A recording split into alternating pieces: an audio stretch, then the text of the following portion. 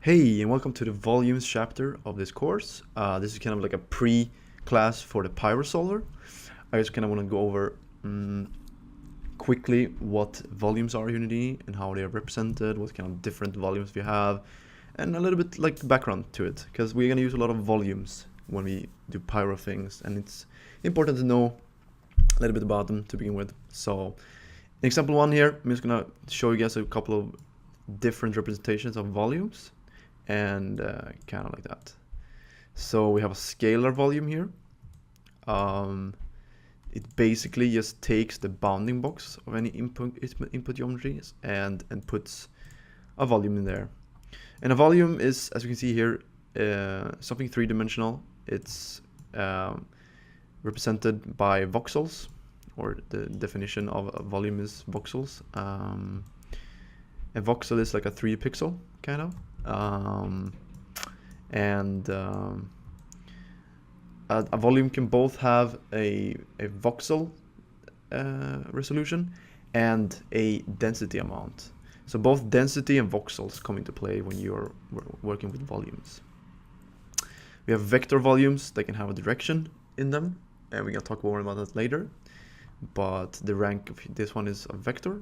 It looks identical to this one, but this one basically just has a vector direction to it. That is called val. Then we also have VDB.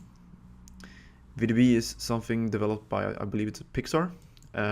It's a kind of a different workflow for volumes, but it's really fast and really powerful and really useful for a lot of things. Usually you want to actually render things as VDBs because that's faster and it's more efficient. And also if you are passing volumes over to, say, other applications such as Maya or 3ds Max, you usually want to make it into a VDB to pass to those kind of packages. Anyway, we have a fog volume VDB here, which is when we put the fog VDB to density here. We can also adjust the voxel size here. We can also put VDBs as a surface volume. Then you get like this. It's still a volume, but this has a surface sort of. We have a sign distance field volume right here. It's kind of similar to the VDB one. And here we have a SDF fog volume. This is most likely the one that we will be using for Pyro, an SDF fog volume, using the fluid source node.